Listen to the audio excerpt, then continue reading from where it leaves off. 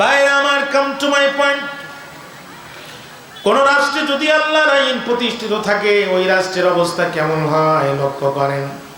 আমিরুল মুমিনিন খলিফাতুল মুসলিমিন হযরত ওমর রাদিয়াল্লাহু তাআলা তখন তিনি প্রেসিডেন্ট। গভীর রাতে ওমর রাদিয়াল্লাহু তাআলা ঘুম থেকে উঠলেন, স্ত্রীকে ডাক দিয়ে বলেন, বিবি আমাকে একটু ওযু করার পানি দাও। বিবি পানি দিলেন, হযরত ওমর ওযু করলেন, পবিত্রতা অর্জন করলেন, যাই নামাজের বিছানায় দাঁড়ায় গেলেন। অর্ধ পৃথিবীর প্রেসিডেন্ট ওমর সিজদায় পড়ে গেলেন। ডাক দিয়ে বললেন, বিবি আমি আল্লাহর বান্দা, রাত জেগে আল্লাহর হক আদায় করেছি, এরপরে আমি তোমার স্বামী, এক বিছানায় ঘুমিয়েছি, স্বামী হিসাবে আমি তোমার হক আদায় করেছি। বিবি রে, আমি শুধু তোমার স্বামী না, আমি মদিনার জনগণের প্রেসিডেন্ট, আমিরুল মুমিনিন। বিশ্ব মুসলিম উম্মার নেতৃত্ব এখন আমার উপরে আল্লাহ অর্পণ করেছে। রে বিবি, আমি আর বাকি সময়টুকু ঘুমাতে চাই না, আমি রাত জেগে জেগে মদিনার মানুষের দুঃখ দুর্দশা নিজের চোখে দেখতে চাই। একটিবার জোরে চিৎকার করে বলা যাবে কি আল্লাহু আকবার। হযরত আমার স্ত্রী ডাক দিয়ে বললেন, প্রাণের স্বামী, রাত্র গভীর, আপনি জানতাম মানুষ সমস্ত পৃথিবীর প্রেসিডেন্ট, এই রাত্রে যদি আপনি নিরাপত্তা ছাড়া একা একা বাইরে যান, আততায়ীদের গুলিতে আপনি নিহত হতে পারেন, আপনি তাদের আঘাতে জখম হতে পারেন। হযরত ওমর ডাক দিয়ে বলে, বিবি তুমি জানো না, যেই রাষ্ট্রের সংবিধান আল্লাহর কোরআন হয়, যে রাষ্ট্রটি আল্লাহর কোরআন দিয়ে বিচার ফায়সালা করা হয়, এই রাষ্ট্রের নিরাপত্তার দায়িত্ব আর মানুষের হাতে থাকে না। এই রাষ্ট্রের প্রেসিডেন্ট থেকে শুরু করে খেতে খামারের কৃষকের জীবনের নিরাপত্তা রব্বুল আলামিন তার নিজের হাতে উঠায় নেয়। আমার মনে হয় আপনাদের ঘুম আসতেছে, মনোযোগ আছে আমার? বলেন তো দেখি, নিরাপত্তা দেওয়ার মালিক কে? মানুষকে মানুষের নিরাপত্তা দিতে পারে? বাংলাদেশের শেখ মুজিবুর রহমান, অত্যন্ত জনপ্রিয় সাবেক প্রেসিডেন্ট জিয়াউর রহমান, ভারতের ইন্দিরা গান্ধী আর পাকিস্তানের বেনজির ভুট্টো, যাদের মাথার উপর দিয়ে ডিউটি করত বিমান বাহিনী, স্থলপথে ডিউটি করত সেনাবাহিনী, নৌপথে ডিউটি করত নৌবাহিনী, তারপর তারা প্রত্যেকেই মানুষের হাতে নিহত হয়েছে। বুঝা গেল নিরাপত্তা দেওয়ার মানুষ মানুষের নিরাপত্তা দিতে পারে না, মানুষের একমাত্র নিরাপত্তা দিতে পারেন যিনি, একটু চিৎকার করে বলেন কে তিনি? ওমর রাদিয়াল্লাহু তাআলা তরবারি নিয়ে বাইর হলেন। গভীর রজনী, অন্ধকার রাত, শরীরের পশম পর্যন্ত দেখা যায় না। অর্ধ পৃথিবী প্রেসিডেন্ট হযরত ওমর রাস্তা দিয়ে সম্মুখপানে অগ্রসর হচ্ছেন। প্রাণের ভাইরা, কিছু দূর যেতে না যেতে একটা অনাকাঙ্ক্ষিত ঘটনা ঘটে গেল। একটি জীর্ণ শীর্ণ কুটিরের ভিতর থেকে একটি যৌবন প্রাপ্ত নারী গভীর রাত্রিতে কোরআনের রাষ্ট্রে উন্মুক্ত কণ্ঠে যৌবনের গান গাওয়া শুরু করেছে।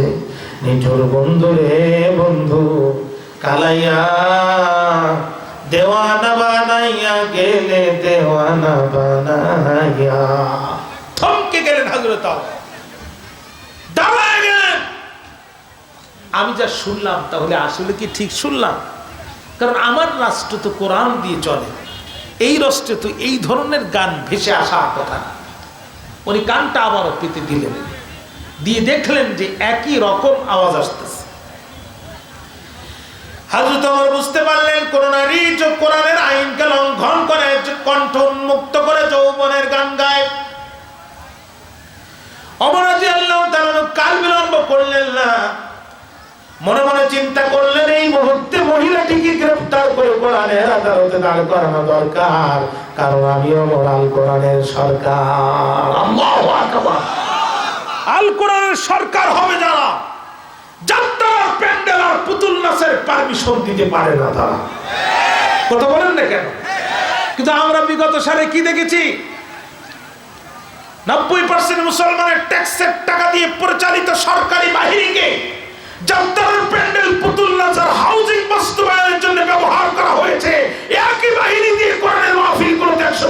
হাজারি করা হয়েছে। কথা বলেন, কথা বলেন না কেন? আজ কোথায় তারা? দুপুরের খাবারটাও খাওয়ার সময় পায়নি। খবরদার, কোরআনের সাথে গাদ্দারি করবেন না, কোরআনের বিরুদ্ধে বক্তব্য দিবেন না, মহিলারা কোরআনের দাওয়াত দিচ্ছে বাধা দিবেন না।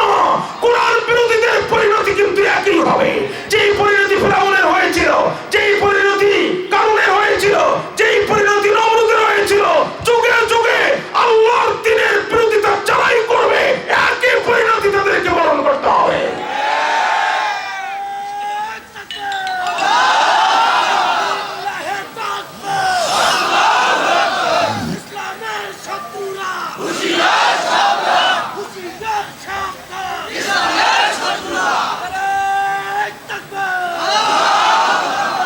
ঠিক না? অর্থাৎ ইসলাম কায়েম হয়ে গেলে এই যাত্রার প্যান্ডেল আর পুতুল নাচ চলবে না। জোরে বলেন কথা ঠিক না বেঠিক? বাইরে আমার বক্তব্য লম্বা করার সুযোগ নাই।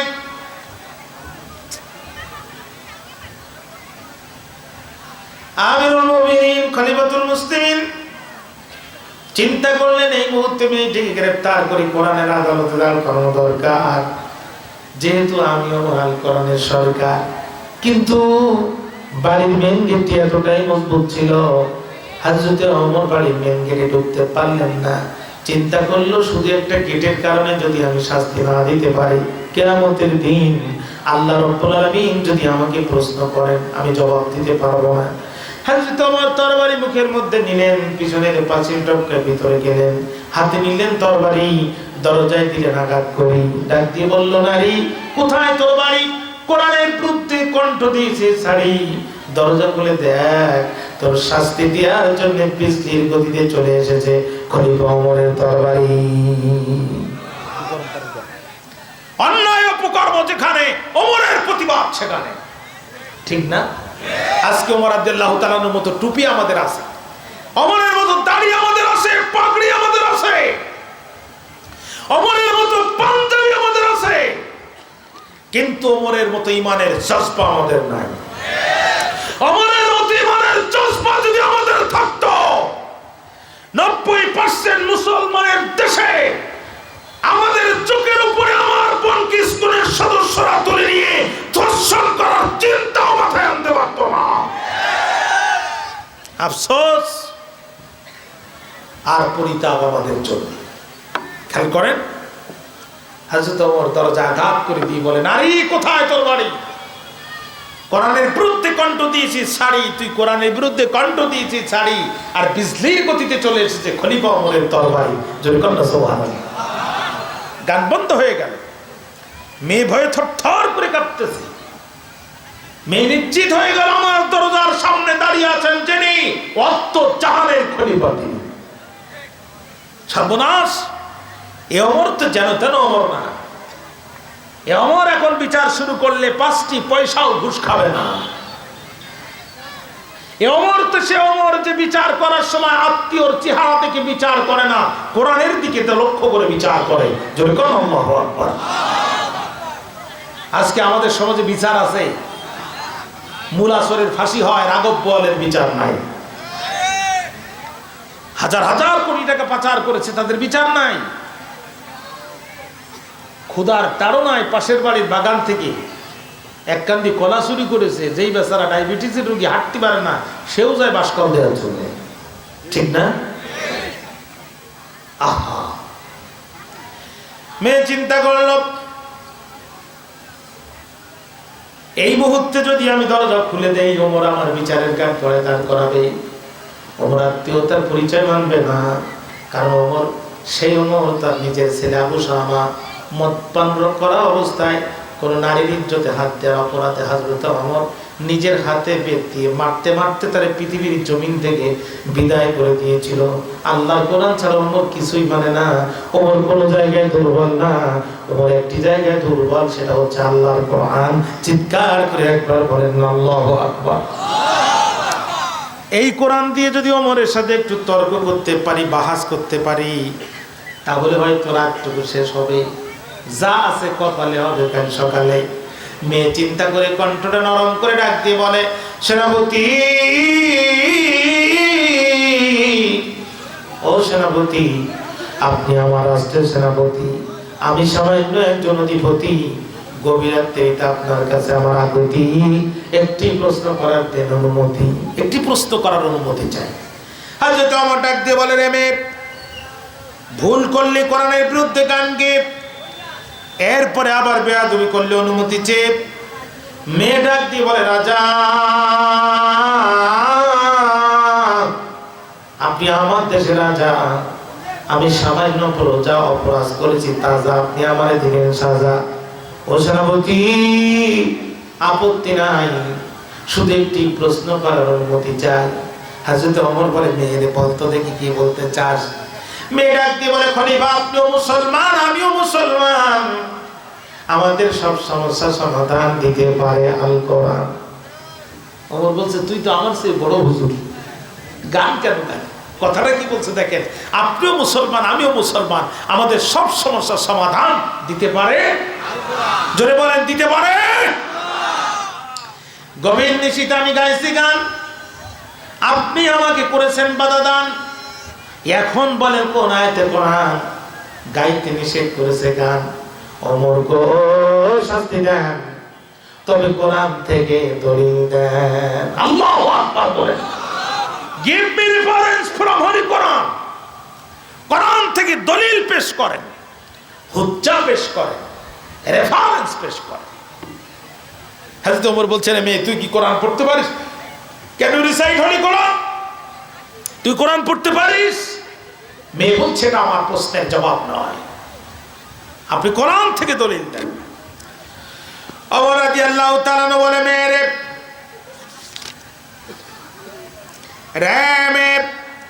কোরআন আল কারীমের 31 নম্বর সূরা, কোরআন আল কারীমের 31 নম্বর সূরা 21 নম্বর পারা, সূরার নাম সূরাতুল লুকমান। সূরা লুকমানের 6 নম্বর আয়াতে আল্লাহ রাব্বুল আলামিন বলেন, ওয়া মিনান নাসি মান ইয়াশতারি লাহুল হাদীস লিইউদিল্লা আন সাবিলিল্লাহ। মানুষের মধ্যে এমন কিছু মানুষ আছে যারা অশ্লীল অবান্তর ভাষাগুলো এক জায়গায় করে গান হিসাবে সাপ্লাই করে দেয়। এই জাতের মানুষ সমাজে আছে না নাই? 3 দিন তোর বাড়িতে গেলাম, দেখা পাইলাম না, কেন যে গেছিল আজও জানা গেল না। কথা বল, সবারে পার করি বনে বয়ানায় আনা, তোমার বেলায় নেব সখী তোমার কানের সোনা। একবার পার করে যদি কানের সোনা নেয়, 3-4 বার পার হলে যে কি নেবে আল্লাহ পাকে ভালো জানে। এই সমস্ত গানগুলো তারা কেন গায়? আমার আল্লাহ বলছেন, ওদের উদ্দেশ্য একটাই, লিউদিল্লা আন সাবিলিল্লাহ, আল্লাহর পথের রাস্তার মানুষগুলোকে ওরা পথভ্রষ্ট বানাতে চায়, বেঈমান বানাতে চায়। অর্থাৎ স্কুলে গানের শিক্ষক নিয়োগ করার জন্য ব্যস্ত যারা, আমাদেরকে বেঈমান বানাতে চায় তারা। গভীর ভাবে কোরআন আল কারীমের 31 নম্বর সূরা 21 নম্বর পারা, সূরা লোকমানের 6 নম্বর আয়াতের লাহুল হাদিস শব্দ দ্বারা আল্লাহ তাআলা ও অবৈধ প্রেমের সমস্ত গান, কবিতা, নোবেল, নাটককে 1400 বছর পূর্বে হারাম করে দিয়েছে। আপনাদের ঘুম আসতেছে? মনোযোগ আছে আমার দিকে? হযরত ওমর কোরআন থেকে দলিল দিয়ে দিয়েছে। এই গানের সুরকার, গীতিকার, কণ্ঠ বেশ বেজার, এই গানের বিক্রেতা এবং ক্রেতা, উলাইকা লাহুম আযাবুম মুহিন, এদের জন্য আল্লাহ রাব্বুল আলামিন কঠিন পীড়াদায়ক শাস্তি মজবুত করে রেখেছে। ও প্রাণের ভাইরা, বক্তৃতা লম্বা করব না, একটু ইকো দেয়া যায় না? একটু ইকো দেন না, সাউন্ড বক্সটা বাদে একটু ইকো দেন, আমার কথাটা একটু সহজ করে দেন। আমার ভাইরা, বন্ধু, কথা আমি ভুলি নাই। হযরত ওমর, ভাইরা আমার, ওমর রাদিয়াল্লাহু তাআলা কোরআন থেকে যখন দলিল পেশ করলেন, মেয়েটা ইমানদার ছিল, সে মাথাটা নিচু করে দিল, কারণ মুমিনের দলিল লাগে একটা, আর শয়তানের দলিল লাগে 99টা। কথা বলেন না কেন? মুমিনের চরিত্র হচ্ছে শুনলাম আর মানলাম, আর শয়তানের দলিল লাগে 99টা। মেয়ে ঘন্ট নরম করে দিয়ে বলে, সেনাপতি সেনাপতি আরেকটি প্রশ্ন করা চাই, অনুমতি। হাজিতে আমার ডাক দিয়ে বলে, মেয়ে রে, আমি প্রথমে বুঝতে পেরেছি তুই মানুষ ভালো না রে। মেয়ে বেশি ঝামেলা করলে প্রশাসন নিয়ে আসবো, দরজা খুলবো, তুলে গ্রেফতার করবো, আদালতে নিয়ে যাবো। মেয়ে ডাক দিয়ে বলে, খলিফা অত কিছু করার দরকার নাই, মাত্র একটি প্রশ্ন করার অনুমতি চাই। ওমর বলে, মেয়ে রে বলতো, কি বলতে চাস? মেয়ে ডাক দিয়ে বলে, আমিরুল মুমিনিন, আমি অপরাধ করেছি কয়টা? ওমর বলে, একটা। আমি কোরআনের কয়টা আইন লঙ্ঘন করেছি? ওমর বলে, একটা আইন লঙ্ঘন করেছি। আমি কোরআনের কয়টা আয়াত লঙ্ঘন করেছি? ওমর রাদিয়াল্লাহু বলে, একটা আয়াত লঙ্ঘন করেছো। তখন মেয়ে ডাক দিয়ে বলে, সেনাপতি একটি আয়াত লঙ্ঘন করার কারণে এখন আমার কি হবে? ওমর রাদিয়াল্লাহু তাআলা বলেন, আমার ভিতরে আঘাত তোর পিঠের পরে পড়বে। মেয়ে ডাক দিয়ে বলে, খলিফা ও খলিফা, একটি আয়াত লঙ্ঘন করার কারণে তোমার ভিতরে আঘাত যদি আমার পিঠের উপরে পড়ে, আমি একটা নারী রয়েছে একা পাই, বিনা অনুমতিতে আমার বাড়িতে প্রবেশ করি, আল্লাহর কোরআনে তিন আয়াত তুমি দিয়েছো ছাড়ি, একটি আয়াত লঙ্ঘন করার কারণে তোমার ভিতরে আঘাত যদি আমার পিঠের পরে পড়ে, ও মদিনার প্রেসিডেন্ট ওমর জানতে চাই, কোরআনের তিনটা আইন লঙ্ঘন করার কারণে কোরআনের প্রেসিডেন্ট ওমরের এখন কি হবে? ফান্দে পড়ে বগায়। ওমর রাদিয়াল্লাহু তাআলা চিন্তা করছে, করতে আসলাম কি, এখন হচ্ছে কি? তুমি কোরআনের 3টা আইন লঙ্ঘন করেছো, এখন তোমার কি হবে? কে তোমার শাস্তি দিবে?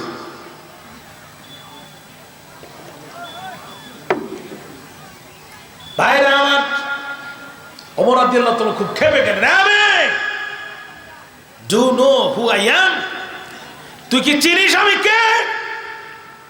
মেয়ে বলছে, তুমি আমাদের প্রধানমন্ত্রী আর রাসূলের খলিফা। মানে এমন কায়দায় বলতেছে যেন ওমর তার কাছে কোনো ব্যাপারই না। না রে মেয়ে, আমার আরো একটা পরিচয় আছে। আমি যখন শুনলাম আমার বোন আর ভগ্নিপতি কালেমা পড়ে মুসলমান হয়েছে, তখন আমি তাদেরকে পিটাতে পিটাতে যখন ক্লান্ত আর পরিশ্রান্ত হয়ে গেলাম, তখন আমি নিজেই দৌড়ালাম তরবারি নিয়ে মুহাম্মদ রাসূলুল্লাহকে হত্যা করব। আল্লাহ রাসূলের সামনে গেলাম, নবীজির কণ্ঠে কোরআন তেলাওয়াত শুনে আমার কলিজা কেঁপে উঠলো। আমার হাতের তরবারি পড়ে গেল, রাসূলের কদম মোবারকে জমা দিলাম আর হাতে হাত রেখে ইসলাম গ্রহণ করলাম। সেই দিন থেকে আজ পর্যন্ত আমি ওমর ইসলামের বিরুদ্ধে কোরআনের একটি আইন লঙ্ঘন তো করি নাই, কোরআনের একটি আইন লঙ্ঘন করিনি, ইসলামের বিরুদ্ধে আমি চলিনি, বরং আমার সামনে যে কোরআনের আইন লঙ্ঘন করেছে সাথে সাথে আমার তরবারি তার জবাব দিয়েছে। আজকে ওমর রাদিয়াল্লাহু তাআলা যদি বেঁচে থাকতো, আমাদের অনেকের গর্দানি থাকতো না। কথা বলেন না কেন? ভাই এটা না দিলে আমার গলা বসে যায়, এটা পায়া যায়। ভাই আমার খেয়াল করেন, তুই চিনিস আমি কে? মূর্খ কোথাকার, তুই কোরআন পড়তে পারিস? মানে হযরত ওমর খুব রেগে গেছে। মেয়ে তখন মনে মনে কয়, যাক তাহলে ট্যাবলেটে কাজ হয়েছে, কিছু সময় তর্ক করা যাবে। ওমর রাদিয়াল্লাহু তাআলা যত রাখতেছে, মেয়ের কণ্ঠ তত ছোট হচ্ছে, মেয়ে তত বিনয়ের সাথে বলতেছে, রাগ করবেন না, তুমি রাগ করো না, ও খলিফা আমাকে মূর্খ ভেবো না, তুমি জানো না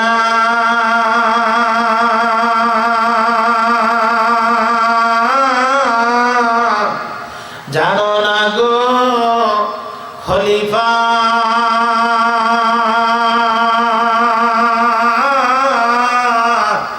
আমি মে কোরআনের হাফিজা। বেশি মূর্খ ভাবিও না, আমাকে অশিক্ষিত ভাবিও না, আমি মূর্খ মানুষ না রে ওমর, আমি আল্লাহর কোরআনের হাফেজা, যে কোরআন দিয়ে অর্ধ পৃথিবী তুমি শাসন করো। ওই কোরআনের 6666টি আয়াত আল্লাহ রাব্বুল আলামিন আমার সিনার ভিতরে সেভ করে দিয়েছে। ওমর গো, যদি তোমার ধৈর্য থাকে, আমি কোরআন থেকে তোমার অপরাধের দলিল দেব। চিৎকার দিয়ে একবার বলা যাবে কি মারহাবা? দুইজন সমান, রাজাও কথা বলছে দিয়ে, প্রজাও কথা বলছে কোরআন দিয়ে। দেখি না আজকে কোন দিকে যায়। আপনাদের কষ্ট হবে আমার মনে হচ্ছে। মনোযোগ কি আছে আমার দিকে? হ্যাঁ, আমার দিকে একটু তাকান। রাজাও কথা দিয়ে, প্রজাও কথা বলছে কোরআন দিয়ে। আর আমাদের রাজাদের কথা তো বাদ দিলাম, মাইক ধরি বিসমিল্লাহির রহমানির রহিম, লাকুম দীনুকুম ওয়ালিয়া দীন, বুখারী মুসলিম। কথা বল না, যে দেশের রাজাও কোরআন জানে না, প্রজাও কোরআন জানে না, এই দেশে ভালো কিছু আশা করা যায় না। 17 বছর বাংলাদেশের বিভিন্ন, আমার পা পড়ে না এই দেশের এমন কোন পথ প্রান্তর নাই। পৃথিবীর কয়েকটি রাষ্ট্রে গেলাম, সবকিছু দেখার পরে ছোট্ট জীবনের একটা ছোট্ট উপলব্ধি হচ্ছে আমার দেশে কোনো কিছুর অভাব নাই। সৌদি আরবে গেছেন, খেজুর খাইতে খাইতে আসছেন, বাংলাদেশে এসে আটি ফেলছেন, খেজুর গাছ হয়ে গেছে। ইন্ডিয়াতে গেছেন, আসার সময় একটা মালটা লেবু চারা নিয়ে আসছেন, দেশে এসে লাগাই দিয়েছেন, গাছ হয়ে গেছে। এই দেশের কোনো কিছুর অভাব নয়, এই দেশে একটি জিনিসের অভাব, আল্লাহর কোরআনের আইন আর কোরআনের শিক্ষার অভাব।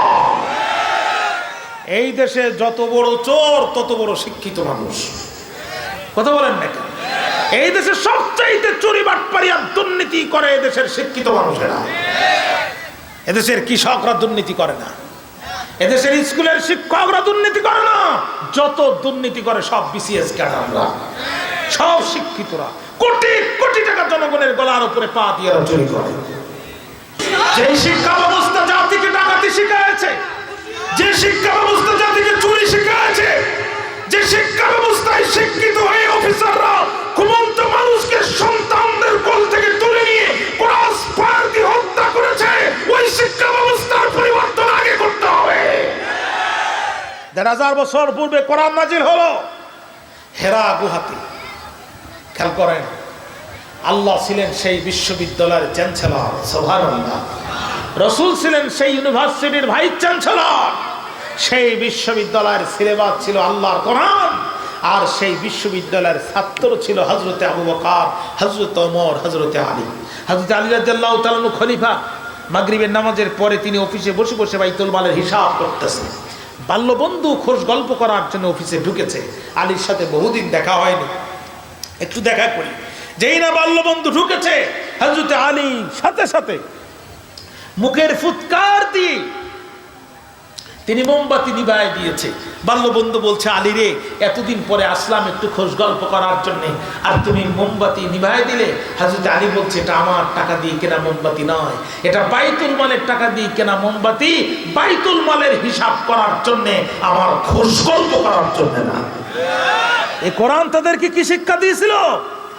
আর জনগণের টাকা দিয়ে ডিসি, ওসি আর এসপি কে গাড়ি কিনে দেওয়া হয়েছে, সচিবকে টাকা দিতে জনগণ, আর চলে সচিবের শালি আর বউ। এই শিক্ষা ব্যবস্থার পরিবর্তন দরকার। কথা বলেন না কেন? ভাইরা আমার খেয়াল করেন, ভাইরা আমার খেয়াল করেন, হযরত আবু বকর রাদিয়াল্লাহু তাআলা আমিরুল মুমিনিন, রাসূলের উপাতের পরে মুসলিম বিশ্বের সর্বোচ্চ নেতা তিনি রাষ্ট্র চালিয়ে বাড়িতে আসছেন দুপুরে খাওয়ার জন্য। দস্তরখানায় খাবার ভর্তি। হযরত আলী চিন্তা করলেন, আমি তো এই টাকা বেতন পাই না, এই খাবার তো আমার সংসারে আসার কথা না। স্ত্রীকে ডাক দিয়ে বললেন, প্রিয়তমা, এ খাবার কোথা থেকে আসলো? স্ত্রী বলল, আপনি আমাকে যে প্রত্যেক দিন 10 টাকা করে দেন বাজার করতে, ওখান থেকে 1 টাকা 2 টাকা করে আমি আলাদা করে সেভ করেছি, আজকে একটু ভালো খাওয়ার ব্যবস্থা করেছি। হযরত আবু বকর রাগ করলেন, হাত ঝাড়ি মারলেন। মুয়াজ্জিনকে বললেন, মসজিদে আজান লাগাও। মুয়াজ্জিন বলছে, মাথা ঠিক আছে? এখন তো জোহরেরও সময় না, আসরেরও সময় না, কোন ওয়াক্তের আজান দিব? হযরত আবু বকর বলছেন, আমি বলছি তুমি আজান দাও। মুয়াজ্জিন যে মসজিদে যখন আজান শুরু করেছে, মুয়াজ্জিন যখন মসজিদে আজান শুরু করেছে, তখন সাধারণ মানুষ বুঝতে পেরেছে অসময়ে আজান হয়, নিশ্চয়ই নবীর সাহাবী হযরত আবু বকর পড়ে গেছেন বড় বেকায়দায়, অথবা আমাদের দ্রুত যাওয়া ছাড়া উপায় নাই। আজান শেষ হতে দেরি হলো, মসজিদে নববী ভর্তি হতে দেরি হলো না। হযরত আবু বকর দাঁড়ায় গেলেন, হে মুসল্লিয়ানে কেরাম, হে আমার জাতি, আমি আবু বকর, হে আমার জাতি, আমি আবু বকর, রাসূলের শৈশবের সাথী, রাসূলের খেলার সাথী। নবীজি আমি একসাথে খেলা করেছি। পৃথিবীর সবাই সব সার্টিফিকেট নিতে পারবে, কিন্তু নবীজি যে আমাকে হিজরতের রাতে সাথী বানায়ছিল, এই সার্টিফিকেট পৃথিবীর কেউ নিতে পারবে না। হে আমার বন্ধুরা, আমি রাসূলের পাশে থেকে যুদ্ধ করেছি ইসলামের জন্য। আল্লাহ যদি চায়, মঞ্জুর করে, তাহলে আমার মৃত্যুর পরে আমি রসুলের পাশেই ঘুমাবো। সব যদি ঠিক থাকে, আপনারা কি চান না যে আমি জান্নাতের ভিতরও রসুলের কাছাকাছি থাকি? সুবহানাল্লাহ বলবেন না? সবাই বলছে অবশ্যই চাই। হযরত আবু বকর বলছে তাই যদি হয় তাহলে এই মুহূর্তে আমার বেতন ভাতা কমান। আপনারা আমাকে যে টাকা বেতন দিচ্ছেন, আমার স্ত্রীর সন্তানরা বিলাসিতা করছে, আবু বকর বলছে বেতন কমাও, আর আমাদেররা বলছে শুধু বাড়াও। কথা কম না? আজকে একটা শিক্ষিত মানুষ মাস্টার্স পাস করে মাদ্রাসা স্কুলে শিক্ষকতা করে, তার বেতন দেয় 12,000 টাকা। আর সাকিব আল হাসান একটা ছক্কা মারে 20 কোটি টাকার প্লট তার নামে দেয়। এটা তো ফেরাউনের রাজত্ব। কথা বলেন না কেন? এটা ফেরাউনের রাজত্ব, চলতে পারে না। এই শিক্ষা ব্যবস্থার পরিবর্তন করতে হবে। এই শিক্ষা ব্যবস্থার পরিবর্তন ছাড়া এই জাতি কোনোদিন উন্নতি লাভ করতে পারবে না। হযরত ওমর সবচাইতে দুদণ্ড প্রতাপশালী খলিফা। আপনাদের কষ্ট হচ্ছে আমার মনে হচ্ছে, মনোযোগ আছে আমার দিকে। হযরত ওমর রাষ্ট্র চালিয়েছেন, বাড়িতে আসছে, ছোট্ট ছেলে কাঁদতেছে। আমিরুল মুমিনিন ওমর বললেন লিমাযা তাবকি, তুমি কেন কাঁদো? হোয়াই আর ইউ ক্রাইং মাই সন, আমার কলিজার টুকরা কাঁদছো কেন? ছোট্ট বাচ্চা বলছে বাবা উনজুর ইলাইয়া ইয়া আবি উনজুর ইলাইয়া উনজুর ইলা কামিসি, আমার জুব্বার দিকে তাকা। হযরত ওমর তাকায় দেখলো জুব্বায় অনেকগুলো ছেঁড়া। হযরত ওমর বলছে বাবা ছিঁড়া? বলছে হ্যাঁ। কই তুই আমার জুব্বার দিকে তাকা, তোর তো শুধু জুব্বা ছিঁড়া আর আমার জুব্বার তালিটাও পর্যন্ত ছিঁড়া, তাকা আমার দিকে। তারপরে রাগ হলেন। এরপরে বলছে কি করতে চাস? আমি কোরআন বাসায় পড়বো, মসজিদে যাব না। হযরত ওমর বুকের মধ্যে নিয়ে বলছে বাবা রে, তুই আর আমি যদি সিরা জুব্বা পড়লে আল্লাহ খুশি হয়, তা তোর আর আমার অসুবিধা কোথায়? সুবহানাল্লাহ। ছোট্ট বলছে আব্বা বিষয়টা তা না, বিষয়টা হচ্ছে আমার বন্ধুরা খুব দুষ্টু। আমি যখন কোরআন পড়তে যাই, ওরা আমার সিরা জুব্বার ভিতরে আঙ্গুল ঢুকায় আর কয় এই দেশের প্রেসিডেন্ট তোর বাপ, তোর জুব্বার কেন এই ভাব? কিন্তু আমি তো জানি যে আমার বাপ কি বাপ। আর যখনই তোর বাপ বলে তখন আমার মাথা খারাপ হয়ে যায়। কোন দিন একটা চর মারবো, 2টা 3টা মারা যাবে, আমার নামে মার্ডার মামলার এফআইআর হবে। আব্বা কোরআন আমি পড়বো, বাসায় পড়বো, মসজিদে যাব না। রাত্রে সকলে ঘুমিয়েছে, সন্তান তো কলিজা কাঁদছে। হযরত আমার তাড়াতাড়ি করে বাড়িতে চলে, ওই রাত্রে তিনি চলে গেলেন তদানীন্তন অর্থমন্ত্রীর বাড়িতে, প্রেসিডেন্ট হয়ে নিজেই চলে গেলেন, সালাম দিলেন, দরজা খুললেন। তদানীন্তন অর্থমন্ত্রী বলছে আমিরুল মুমিনিন আপনি এত রাত্রে কেন কষ্ট করে এসেছেন? আপনি বললে তো আমি নিজেই যেতাম। হযরত ওমর বলছে দরকারটা আমার। আজকে মাসের কয় তারিখ? কয় 5 তারিখ। কয় 1 মাস পড়বে? কয় দিন পর? কয় 25 দিন পর। কয় যে বেতনটা তুমি আমাকে 25 দিন পরে দিতা, ওই বেতনটা দয়া করে 25 দিন আগে দাও। আমার ছেলের একটা জুব্বা দরকার, সে কাঁদতেছে, কোরআন পড়তে যেতে পারছে না। তদানীন্তন অর্থমন্ত্রী বলছে আমার আপনি প্রেসিডেন্ট আর আমি অর্থমন্ত্রী, আপনি হচ্ছেন আদেশ মন্ত্রী আর আমি হলাম মাল মন্ত্রী। আপনি আদেশ দেবেন আর আমি মাল দিব, কোনো সমস্যা নাই। কিন্তু ছোট্ট 2টা শর্ত আছে। আগামী 25 দিন এখনো বাকি আছে মাসটা শেষ হতে। এই 25 দিন আজরাইল আপনার বুকে হাত দেবে না, আপনার জান কবজ হবে না, আপনি মরবেন না। শুধু ছোট্ট একটা কাগজে লিখিত দেন, ইনকেস যদি আজরাইল চলে আসে আর আপনি যদি মারা যান, তাহলে আল্লাহ এবং জনগণ উভয় আপনাকে ক্ষমা করবে।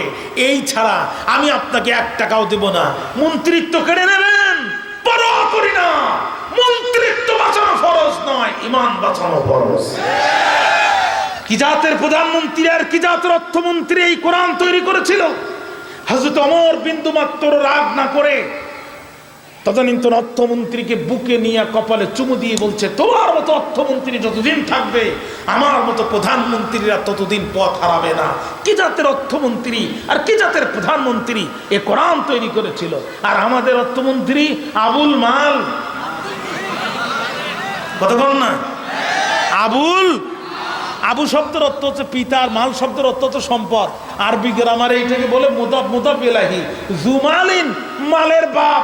22,000 কোটি টাকা পাচার হয়, উনি সাংবাদিকদের বলে রাবিশ, ভোকাস, নাথিং, কোনো ব্যাপার নয়, কারণ নিজেই তো মালের বাপ, আবুল মাল। আর ভারতের সাবেক এক সময় অর্থমন্ত্রী ছিল এসকে বাল। কি নাম বললাম? এসকে বাল। আর আমাদের সাবেক অর্থমন্ত্রী আবুল মাল। বহু হিসাব কিতাব করে দেখলাম এই বাল আর মাল দিয়ে রাষ্ট্র চলে না। রাষ্ট্র চালানোর জন্য 1,500 বছর পূর্বে হেরা গুহায় নাজিল হওয়া বিশ্ব মানবতার মুক্তির দিশারি এই কোরআন দরকার। রাষ্ট্র চালানোর জন্য খলিফা ওমরের মতো নেতা দরকার, যারা সিরা জুব্বা পরে জনগণের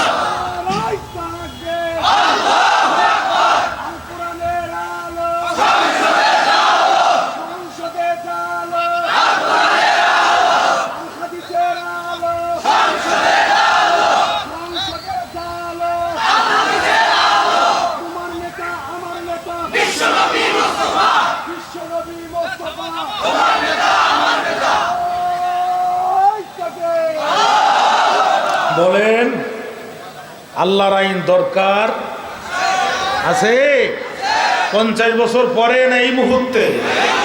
জোরে বলেন। যারা কোরআনের আইন মানে না তারা প্রকাশ্য কুফরিতে লিপ্ত। আমরা ইমানের মৃত্যু চাই নাকি কুফরির মৃত্যু চাই? পরিষ্কার কথা। 30 বছর আগে আমার দেশের মা বোনেরা লেখাপড়া জানতো না। তাদেরকে যদি একটু বলা হতো ফাতেমা একটা সই করো, তো বলছে কালি নিয়ে আসো, আমি ডাইরেক্ট পাঠিয়ে। কথা বল না? সেই মা এখন আমার ডিসি, ওসি, এসপি, সচিব, মিনিস্টার, প্রশাসনের সর্বোচ্চে। কিন্তু 20 বছর আগে আমার মায়ের মাথায় ছিল হিজাব, মুখে ছিল নেকাব, বুকে ছিল জিলবাব, পরনে ছিল বোরকা।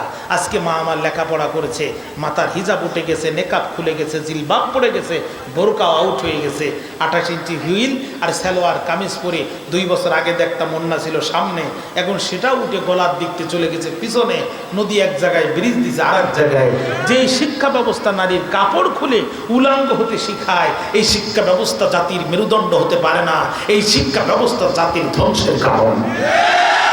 অতএব প্রধান উপদেষ্টাকে বলবো, আপনি বানের জোয়ারে ভেসে আসেন নাই, আপনি গ্রামগঞ্জ থেকে শুরু করে শহর রাজধানী পর্যন্ত এদেশের 80% মুসলমানের বুকের তাজা রক্তের উপর দিয়ে ভেসে এসেছেন।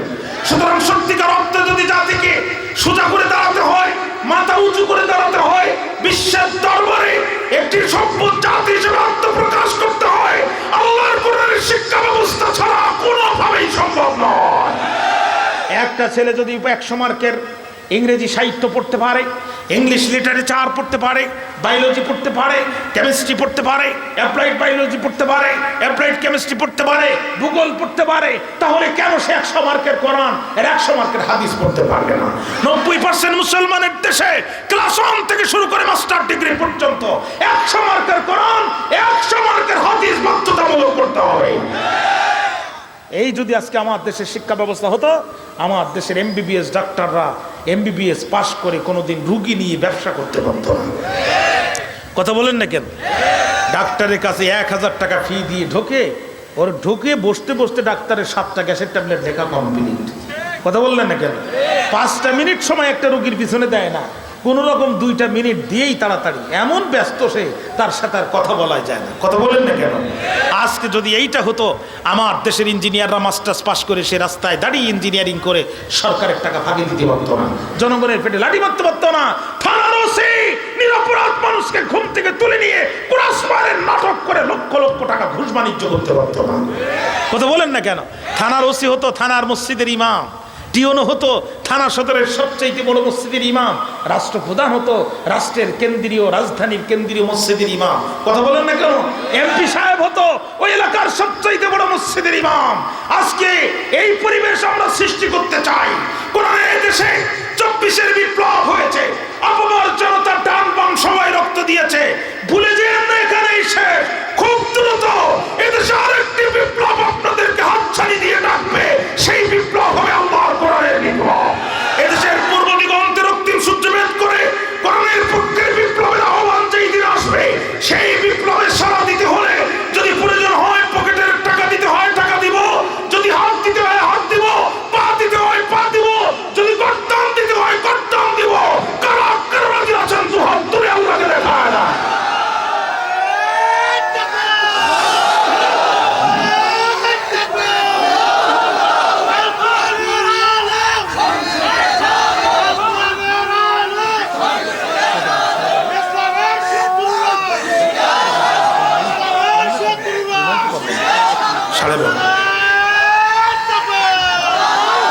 আপনাদের কষ্ট হচ্ছে, আমার মনে হচ্ছে ভাইরা, আমি কি কোনো দলের পক্ষে কথা বলেছি? কোনো দলের বিপক্ষে কথা বলেছি? এই কথা বলে যদি আপনি আমাকে কোনো দলের পক্ষে লোক মনে করেন, আই ডোন্ট কেয়ার। বিশ্বাস করেন আমি আপনাকে 5 পয়সা করি না। চরম দুঃসময়ে ক্রস ফায়ারের যুগে আমরা জবান পরিবর্তন করিনি। একা একটা মানুষ একটা ব্রিফকেস নিয়ে দক্ষিণবঙ্গ থেকে এই উত্তরবঙ্গে একটা না 3 মাস 4 মাস একা একা ঘুরেছি। ক্রস ফায়ারের রাজত্ব চলছে তখন, তারপরও কাউকে পরোয়া করেনি, এখনো পরোয়া করবো না। সুতরাং এদেশের ইসলামিক শক্তি মুসলমানরা এক হচ্ছে, ইনশাআল্লাহ ভালো কিছু আশা করা যায়। যদি বলেন কথা ঠিক। বন্ধুরা আমার কথা লম্বা করবো না। মেয়ে ডাক দিয়ে বলে, তুমি জানো না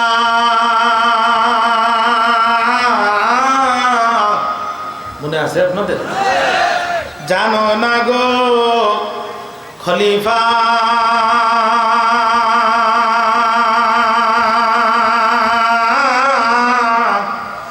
আমি মে কোরআনের হাফিজা, আমি কোরআন থেকে তোমার অপরাধের দলিল দিব। قال رسول الله صلى الله عليه وسلم من قرأ القرآن وعمل بما فيه يلبس والده تاجا يوم القيامة। ভাইরা আমার রাসূল বলেন যে এই ব্যক্তি কোরআন পড়ে আর সেই অনুযায়ী আমল করে, কিয়ামতের দিন এই ব্যক্তির পিতার মাথায় আমরা যেমন টুপি পরে আছি, আল্লাহ তাআলা নিজেই একটা টুপি তাকে পরায় দিবেন। এই টুপি কেমন হবে?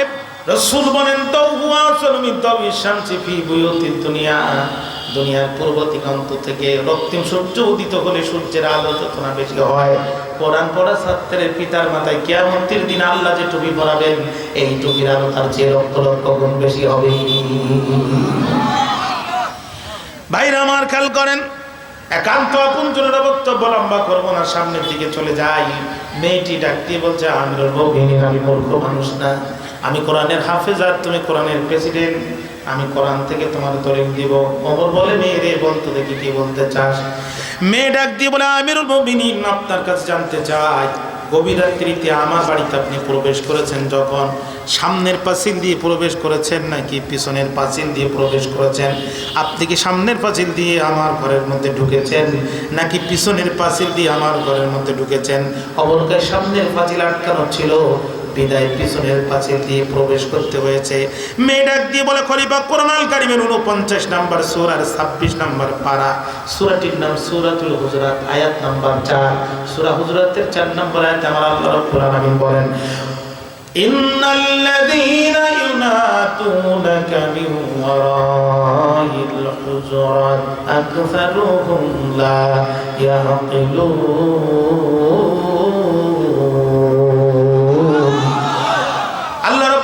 বলেন নিশ্চয়ই যারা প্রাচীরের পিছন দিক থেকে আপনাকে আহ্বান করে এদের অধিকাংশ বোকা।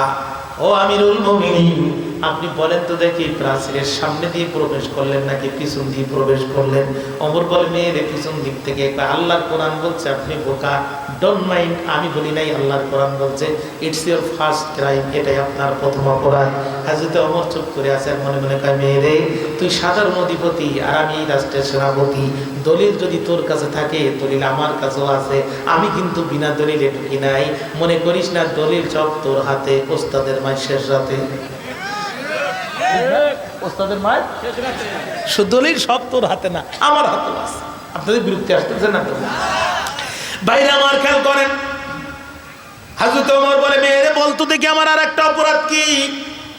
মেয়ে ডাক দিয়ে বলছে খলিফা, আপনার আর একটা অপরাধ তালাশ করার জন্য কাল বিলম্ব করা যাবে না, আপনাকে কোরআনুল কারীমের সূরাতুন নূরের ভিতরে ঢুকতে হবে।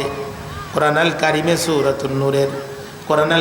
সূরাতুন নূরের 27 নম্বর আয়াতে কারিমায় আল্লাহ রাব্বুল আলামিন বলছেন ইয়া আইয়ুহাল্লাযীনা আমানু লা তাদখুলু বুয়ুতান গায়রা বুয়ুতিকুম হাত্তা তাস্তানিসু ওয়া তুসাল্লিমু আলা আহলিহা যালিকুম খায়রুল লাকুম লাআল্লাকুম তাযাক্কারুন।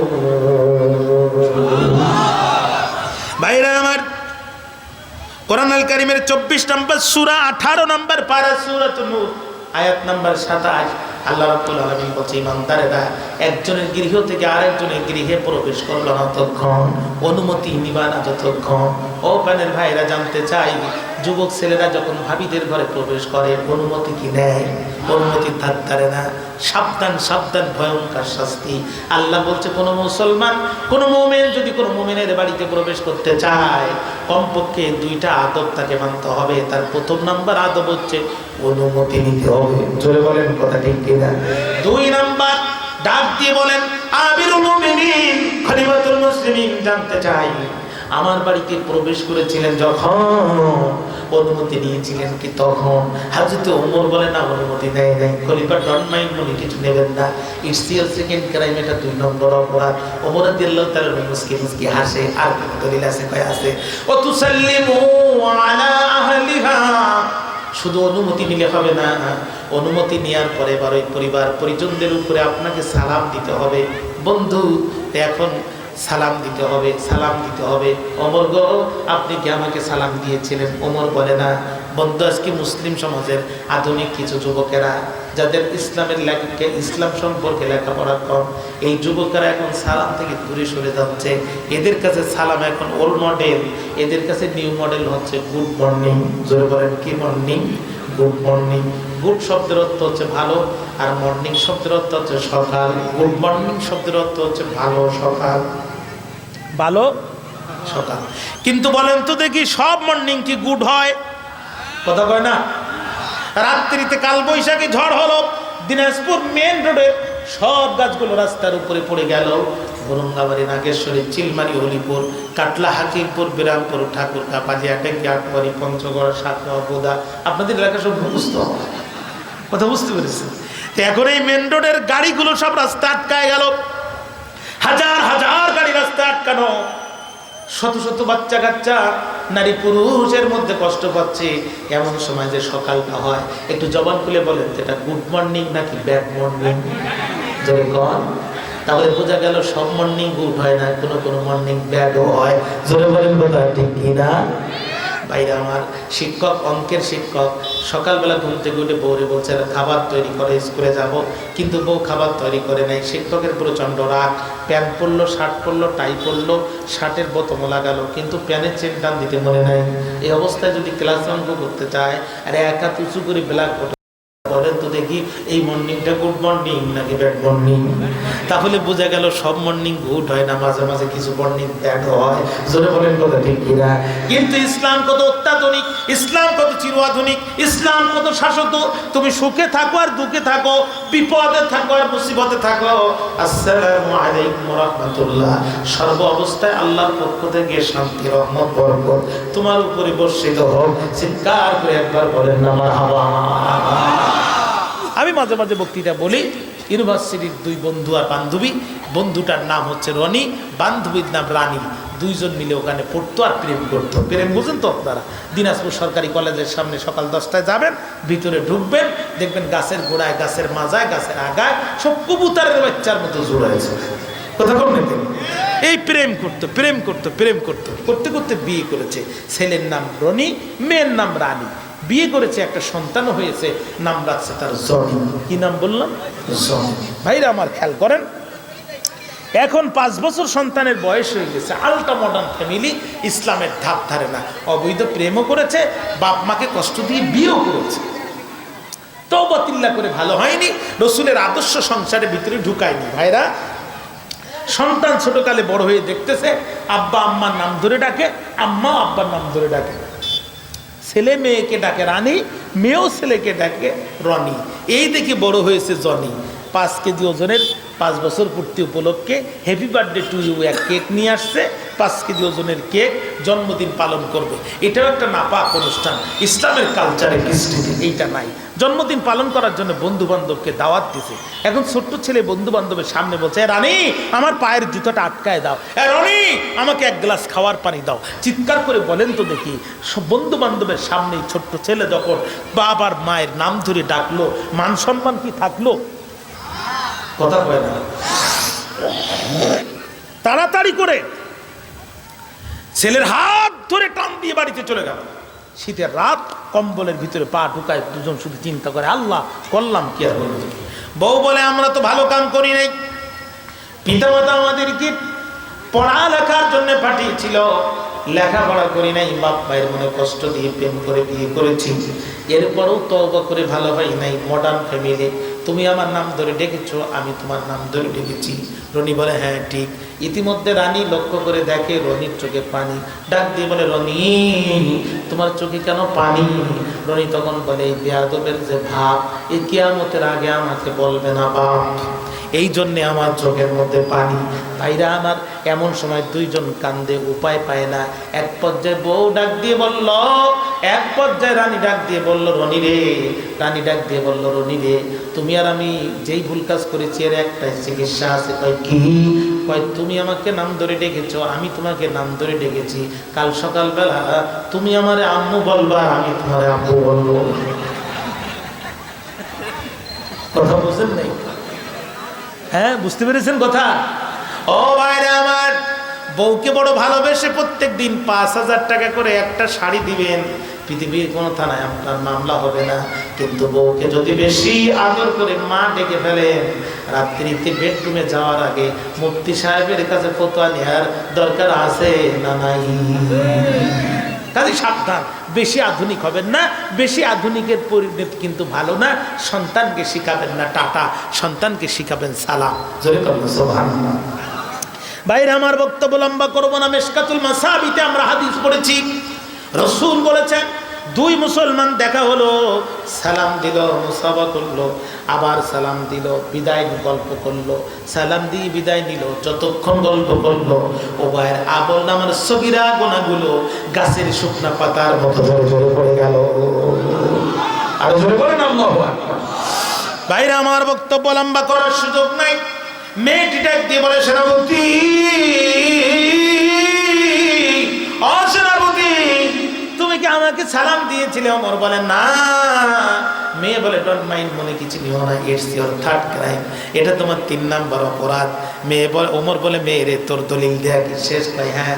ভুলে যাস না, সব দলিল তোর হাতে, ওস্তাদের মাসের সাথে, ভুলে যাস না, তোর দলিল দেওয়া শেষ। কয় হ্যাঁ। এবার আমার দলিল নেই। মেয়ে কয়, কোন কি? আপনার এক দলিলের বদলে আমি 3 দলিল দিলাম, এরপরেও কি আপনার কাছে দলিল আছে? ওমর বলে, অবশ্যই আছে।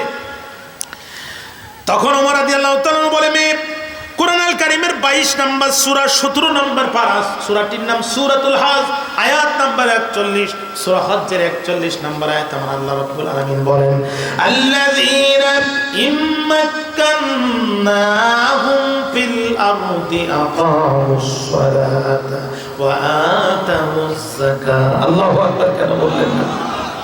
وَأَمَرُوا بِالْمَعْرُوفِ وَنَهَوْا عَنِ الْمُنكَرِ وَلِلَّهِ عَاقِبَةُ الْأُمُورِ। আর জোরে বলুন আল্লাহু আকবার। আল্লাহ বলেন, মুসলিম রাষ্ট্রের সরকার প্রধান হবে যারা, 4টি কাজ করবে তারা, যারা মুসলমানদের দ্বারা নির্বাচিত হবে। মুসলিম রাষ্ট্রের গভর্নর যারা হবে, তাদের কাজ হচ্ছে 4টা। জোরে বলেন, কয়টা? জোরে হলো না? আরো একবার, সবাই মিলে, কয়টা? কয়টা? 4টা। 1 নম্বর কাজ হলো আকামুস সালাহ। রাষ্ট্রীয়ভাবে পার্লামেন্টের প্রথম অধিবেশনে তারা নামাজের বিল কায়েম করবে। কিসের বিল কায়েম করবে? 55টি বছর দেশটা স্বাধীন হলো, এই 55 বছরে যারা সরকার হলো, আর এদেরকে যারা সরকার বানালো, এরা কেউ নামাজের বিল আনে নাই। সূরা হজ্জের 41 নম্বর আয়াতের বিবেচনায় এদেরকে মুসলমান বলার সুযোগ নাই। আমার কথা কি বুঝতে পেরেছেন? আমি কি দলিলের বাইরে কথা বলতেছি? হ্যাঁ হ্যাঁ, খুব সাবধান, খুব সাবধান। সারা জীবন বক্তৃতা করে বাংলাদেশে মানুষ নামাজি হবে না, হতে পারে না, হবে না। 14 বছর আগে পাবনা শহরে গেলাম নামাজ করতে, বাংলা বাজার এলাকা। মোটর সাইকেলে আমাকে রিসিভ করলো, ঠান্ডা রাত। এক কমিটির সেই যুবক ভাইয়ের সাথে আমি একই বিছানায় ঘুমাচ্ছি। ফজরের সময় আমি উঠে গেলাম, বললাম আমার ঠান্ডার সমস্যা আছে, আপনি আমাকে একটু গরম পানি করে দেন, আসেন 2 ভাই একসাথে নামাজ পড়ি। হুজুর আপনি পড়েন। তা আমি একটু মোহাব্বত করে ডাকলাম, বলে ওঠেন। বললাম না, আপনি পড়েন। আমি চিন্তা করলাম, এরা আরো একবার ডাকলে তো সকালে আমার হাতিয়া দেবে না। আরো বড় বিপদ হচ্ছে, ওর কাছে আমি যে ব্যাগটা রাতে রেখেছি, ওরা ওখানে আমার বিগত 7 দিনের হাতিয়া আছে, ও ব্যাগটাও দেবে না। জীবনেও নামাজ কায়েম হবে না, হতে পারে না। কিন্তু এই রাষ্ট্রে এই এলাকার যিনি এমপি হবেন, উনি যদি পার্লামেন্টে দাঁড়ায় বলে, মাননীয় স্পিকার, সূরাতুল হজ্জের 41 নম্বর আয়াত আমাদের মানা দরকার, যেহেতু আমরা মুসলমানদের সরকার, কোথায় পার্লামেন্টে নামাজের বিল আনা হোক, নামাজ আজানের পরে মসজিদে যাবে না যারা, গ্রেপ্তার হবে তারা। স্পিকার বলবে সংসদের সামনে প্রশ্ন হচ্ছে, নামাজকে বাধ্যতামূলক করার জন্য এখন আপনাদের সামনে ভোটে দিতে চাই, পক্ষে যারা আছেন তারা হা বলুন, বিপক্ষে যারা আছেন তারা না বলুন। আমার মনে হয় হা জয়যুক্ত হয়েছে, পাশ হয়ে যাবে, প্রেসিডেন্ট সই করে দেবে, আইন তৈরি হয়ে যাবে, প্রিন্ট এবং ইলেকট্রনিক মিডিয়ায় খবর ছড়ায় পড়বে। বছরে একবার ফজরের নামাজে মসজিদে যেত না যারা, আগামীকাল মুয়াজ্জিনের আগে মসজিদে হাজির হবে তারা। বলেন তুমি কি আল্লাহর কোরআন পার্লামেন্টে যাওয়া দরকার আছে না? আমি শেষ করে দিই, রাত 12:30 বেজে গেছে। কষ্ট হচ্ছে আপনাদের? কষ্ট হচ্ছে? ফজরের নামাজ পড়লেন, ঠান্ডা পানি দিয়ে উজু করলেন, ইমাম সাহেব তেলাওয়াত করলো, সুজ্জাদা ওয়া বুকিয়াত, আপনার হৃদয়ে আঘাত লাগলো, চোখ দিয়ে পানি পড়লো, আপনি বাড়িতে চলে গেলেন, খাওয়া দাওয়া করলেন, মামলার কাগজপত্র নিয়ে দিনাজপুরে রওনা দেবেন। ফুলবাড়ি থেকে গাড়িতে উঠলেন নাকি পার্বতীপুর থেকে গাড়িতে উঠলেন? হ্যাঁ, ফুলবাড়ির বেজাই মোড় থেকে গাড়িতে উঠে চলে গেলেন দিনাজপুরের দিকে। গাড়ির ভিতর সাথে সাথে গাড়ির ভিতরে থেকে আওয়াজ আসতেছে, সালামু আলাইকুম, খবর কি বিয়াই? আপত্তি না থাকলে দুইখান কথা বলবার চাই। বিয়াই তোমার বয়স কত? আমার তো 16-র মতো। আপনি তখন ডাক দিয়ে বলেন, ড্রাইভার আমি ইমানদার, গানটা বন্ধ করো। ড্রাইভার বলবে, হুজুর পারলে তুমি অন্য গাড়ি চড়ো। কিন্তু এই এলাকার প্রেসিডেন্ট যদি, এই এলাকার যিনি এমপি হবেন, উনি যদি পার্লামেন্টে দাঁড়িয়ে বলে, মাননীয় স্পিকার বাংলাদেশে যৌবনের গানগুলো বন্ধ করা দরকার, যেহেতু আমরা মুসলমানদের সরকার। সূরা লোকমানের 6 নম্বর আয়াতের আল্লাহুল হাদিস শব্দ দ্বারা 1000 বছর পূর্বে আমার আল্লাহ যৌবনের গানকে হারাম করে দিয়েছে। অতএব স্পিকার বলবে, পার্লামেন্টের সামনে প্রশ্ন হচ্ছে, যৌবনের গানগুলো বন্ধ করে দেওয়া হোক। পক্ষে যারা আছেন তারা হা বলুন, বিপক্ষে যারা আছেন তারা না বলুন। আমার মনে হয় হা জয় যুক্ত হয়েছে, হা জয় যুক্ত হয়েছে, হা জয় যুক্ত হয়েছে। পার্লামেন্টে পাশ হয়ে গেল, রাষ্ট্রপতি সই করে দিল। আমার ভাইরা, এটা আইন হয়ে গেল। দেশের পত্র পত্রিকায় ছড়িয়ে পড়লো, যেখানে আজকে মমতাজের গান হয়, ডলি শঙ্করী কাজ হয়, এন্ড্র কিশোরের গান হয়। আল্লাহ কোরআনের আইন পার্লামেন্টে পাশ করার পরে এই একটা তো আর মমতাজের গান চলবে না, তাই বলে টেপ রেকর্ডার গুলো বন্ধ থাকবে না। এখানে বিশ্বকারী আবুল বাসিতের মায়াবী কণ্ঠের মধুর কোরআনের তেলাওয়াত চলবে। যে আবুল বাসিতের কণ্ঠের তেলাওয়াত শোনার পরে একবার মিশরের জমিনে এক মঞ্চে 10,000 খ্রিস্টান ধর্মের মুখে লাথি মেরে কালেমা পড়ে মুসলমান হয়েছিল। ভাইরা জানতে চাই, আল্লাহর কোরআন পার্লামেন্টে যাওয়ার দরকার আছে না?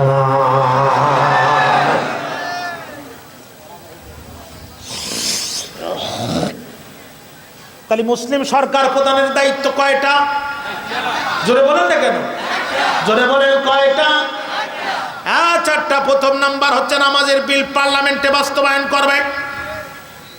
যারা ওয়াদা দেবে পার্লামেন্টে গেলে নামাজ বাস্তবায়ন হবে, আমরা তাদের সাথে আছি না নাই? জোরে বলেন আছি না নাই? 1 নাম্বার আকামুস সালাত, রাষ্ট্রীয়ভাবে নামাজ কায়েম করবে। 2 নাম্বার ওয়াতাউ যাকাত, যাকাতের আলাদা মন্ত্রণালয় করবে। জাকাত ভিত্তিক অর্থনীতি ব্যবস্থা তারা কায়েম করবে। ধনীর টাকার হিসাব করে জাকাত আদায় করে গরিবের ঘরে পৌঁছায় দেবে। কেউ থাকবে 7 তলায়, কেউ থাকবে গাছতলায়, তা হবে না। অন্তত 7 তলার 3 তলার একটা সমতা হবে। জোরে বলেন কথা ঠিক কিনা? কিন্তু আমাদের অবস্থা ভিন্ন। আমরা নামাজ পড়তে রাজি, কিন্তু জাকাত দিতে রাজি না, ঠিক না?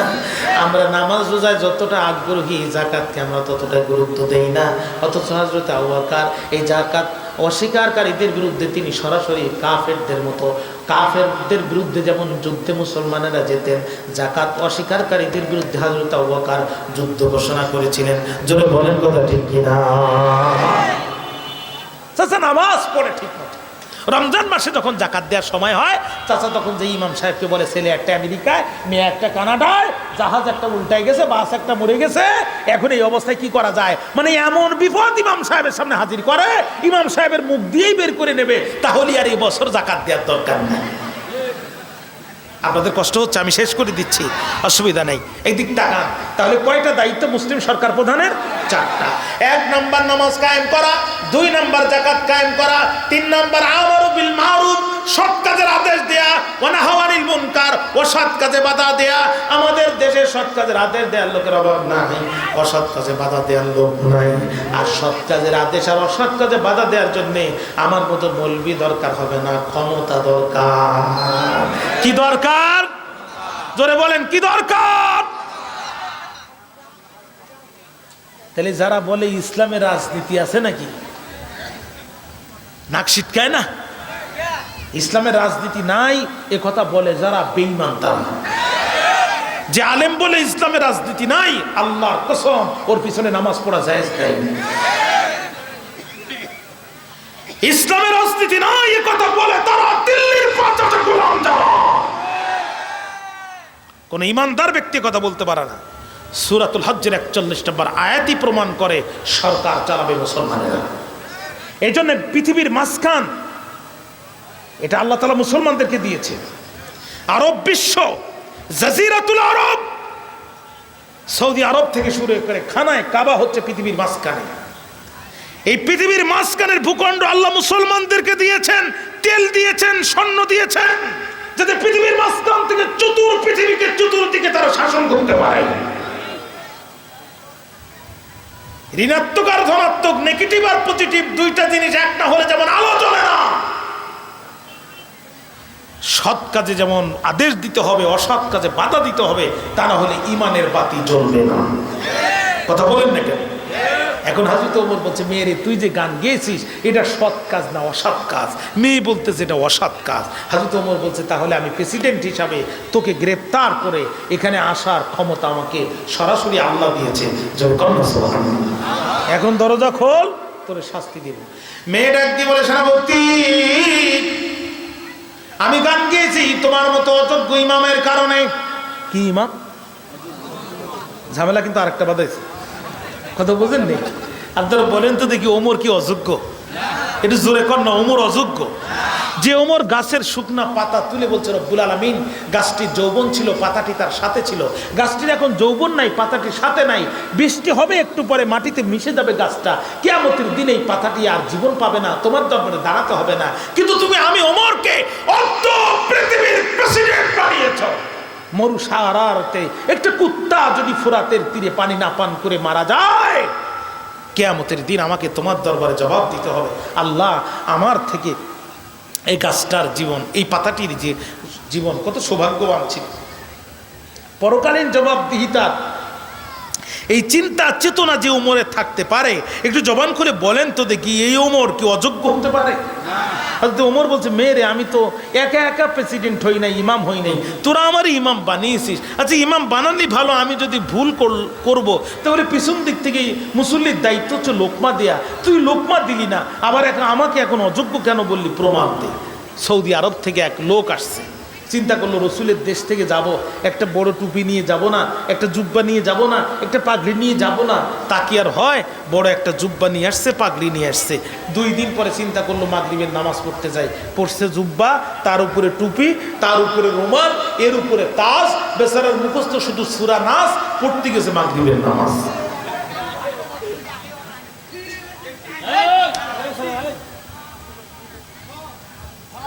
আমি যে কত কষ্ট করে ওয়াজ করতেছি, আল্লাহ আল্লাহ রহম করে। আচ্ছা আপনাদের কষ্ট হচ্ছে আমি বুঝতেছি। হ্যাঁ একটা বলেন তো আল্লাহু আকবার। কি ব্যাপার, রাত 1টা বাজতে যায় আপনাদের আওয়াজ তো বাড়তেছে, আর 12:30 পার, আর লম্বা করাটা ঠিক হবে না ভাই? হ্যাঁ এখন মাগরিবের নামাজ পড়তে যখন গেছে, খেয়াল করে মনোযোগ আছে, এখন মুসল্লিরা ইমামও গেছে ছুটিতে, মুয়াজ্জিনও গেছে বেড়াইতে, এখন ইমামতির দায়িত্ব কার? পাঞ্জাবি ঝুললাম বাজার, ইমামতি তো তার। ওরে বলছে বাবা সামনে যাও, ও বলছে এতটাই ফাও, লম্বা পাঞ্জাবি দেখলেই সামনে যাও। পিছন দেখতে মুসল্লিরা বলছে বাপ তোমার পাঞ্জাবি যে ভাব, তোমার মতো হুজুরে পিছনে রেখে আমরা সামনে গেলে হবে মহাপাপ, সুতরাং দেও তুমি আর এক ধাপ। এখন ইমামও যায় না, মুসল্লিও শোনে না, রাকাতে সালাতে পাঞ্জাবি পরার ঠেলাতে আল্লাহু আকবার দিছে সামনে, শুধু মুখস্থ সূরা নাস। ও তুই 1 রাকাতের ইমাম, কয় রাকাতের ইমাম? কয় রাকাতের ইমাম? 1 রাকাতের। প্রথম রাকাতেই সূরা নাসের টান দিছে, মুসল্লিরা জুড়াই গেল জান, যে মধুর টান, এই না হলে ইমাম, সৌদির ইমাম। কথা বল না। ইমাম সাহেব মনে মনে কয়, তোমরা খুশি আছো ভাই, আমার তো পরের রাকাতে সোজা হয়ে দাঁড়ানো পুঁজি নেই। দুই সিজদার মাঝখানে এক তাসবিহ পরিমাণ বসা ওয়াজিব, এক তাসবিহ পরিমাণ বসতে হয়। ইমাম সাহেব অ্যাঙ্গেলে তাকিয়ে দেখে রেডিংয়ের যে ফাঁকটা কোনো রকম বাইর হবে মাথাটা, যদিও চলে যাবে পিঠটা, কিন্তু এই ছাড়া তো কোনো উপায় নেই। দ্বিতীয় সিজদায় সকলকে ফেলে ইমাম সাহেব বীর মুক্তিযোদ্ধার মতো রেলিং ভেঙে পালায়। 20 মিনিট হয়ে গেছে, ইমাম ওঠে না। এখন আমরা যারা যুবক মানুষ আধা ঘন্টা 1 ঘন্টা সিজদায় থাকতে পারি, আমাদের মুরব্বী চাচারা কি আর অতক্ষণ পারে? এক মুরব্বী তো ইমাম সাহেব তুমি ওঠো বাপ, আমার উজু যায় যায় বাপ, তারপরে ওঠে না। আর এক মুরব্বী বলছে, ইমাম সাহেব জীবনে বহু নামাজ পড়েছি, এরকম বিপদে কোনোদিন পড়িনি। এক রাকাতে যদি তাহাজ্জুদে রক্ত হয়, ঈশা রক্ত হয়, বাকি নামাজ কি তাহাজ্জুদে মারবা? তারপরে ইমাম সাহেব ওঠে না। আর এক মুরব্বীর পাশে ছোট্ট একটা পিচ্ছি ছিল, মুরব্বী ছোট্ট পিচ্ছি কি বলছে, খোকা তোর উপরে এখনো নামাজ ফরজ হয়, তুই একটু মাথা উঁচু করে দেখ তো, মরি গেল না স্ট্রোক করলো, ও তো জীবিত থাকলে এতক্ষণ তোলার কথা, উঠার কথা। ছোট্ট পিচ্ছি মাথা উঁচু করে দেখে মেম্বার ফাঁকা, হাত ধরে ডাকে আর বলে, ওঠেন কাকা, ওঠেন কাকা, মেম্বার ফাঁকা, মেম্বার ফাঁকা। আপনি কিয়ামত পর্যন্ত সিজদায় থাকলো, সে তোলার লোক নেই সামনে। উঠে চিন্তা করলো, আরে এত সুন্দর পাগড়ি, এত সুন্দর পাঞ্জাবি, এত সুন্দর তসবি আর এত সুন্দর পট্টি দেখি ইমাম নিয়োগ করলাম, আর সেই ইমাম আজকে আমাদেরকে সিজদায় ফেলে হেলিকপ্টারে করে দিল্লিতে চলে গেল। কথা বল না কেন? কথা বল। এখন মুরব্বীরা বলছে, শোনো, ইমাম তসবি দেখে নিয়োগ করলে হবে না, পট্টি দেখে নিয়োগ করলে হবে না, মৌসুমী সাদা পাঞ্জাবি আর মৌসুমী টুপি দেখলে ইমাম নিয়োগ করলে হবে না। ইমাম মানে নেতা। ইমাম যদি নিয়োগ করতে চাও, কোরআন নামক দাড়ি পাল্লায় তুলতে হবে, আর রাসূলের সুন্নাহ নামক পাক্কার নিয়োজন করতে হবে।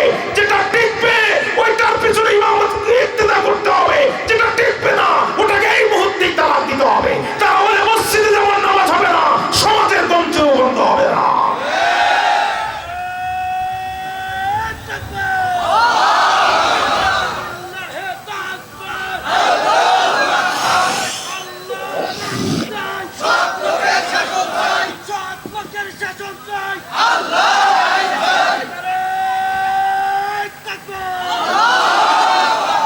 ভাইরা, এখন মেয়ে বলতেছে তুমি অযোগ্য খলিফা, এই জন্য গান গেয়েছি। অযোগ্য কি তার পরিচয় নেই, কোনো কথা নাই। মেয়ে ডাক দিয়ে বলে, সেনাপতি, একটা বাচ্চা যখন কৈশোর থেকে শৈশব আসে, শৈশব থেকে যৌবন আসে, আমিও যখন যৌবন প্রাপ্ত হলাম, আমার বিয়ের ব্যবস্থা করলো। আমার পিতামাতা বিয়ের ব্যবস্থা করলো, জুই চামিনি হাসনা হেনা দিয়ে সাজানো বাসর সজ্জার মধ্যে আমার বিয়ে হবে। আমার বিয়ের বর যিনি, রাসূলের সাহাবী সাদ বিন আবি ওয়াক্কাসের পুত্র আব্দুল্লাহ বিন আবি সাদ, তিনি।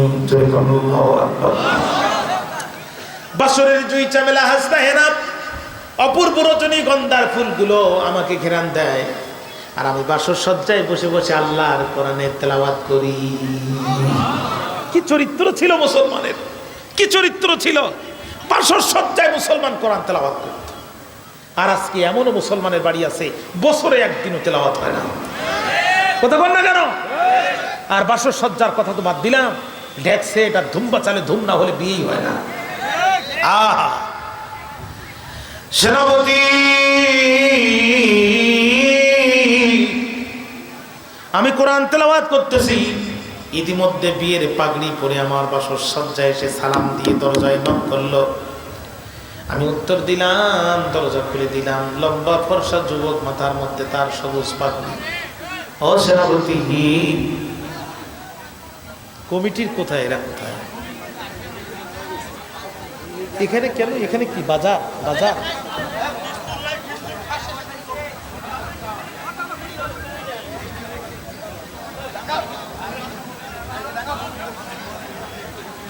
আমি শেষ করে দিই, আমি আর পাবো না। আমাকে রিমান্ডে কেন নিলেন? রাতে 11টায় মাইক দিলেন, রাতে 11টায় মাইক দিলে বক্তৃতা করা সম্ভব বলেন? এরপরে মাইক, তারপরে এত যন্ত্রণা, তাহলে কেমন? ও সেনাপতি,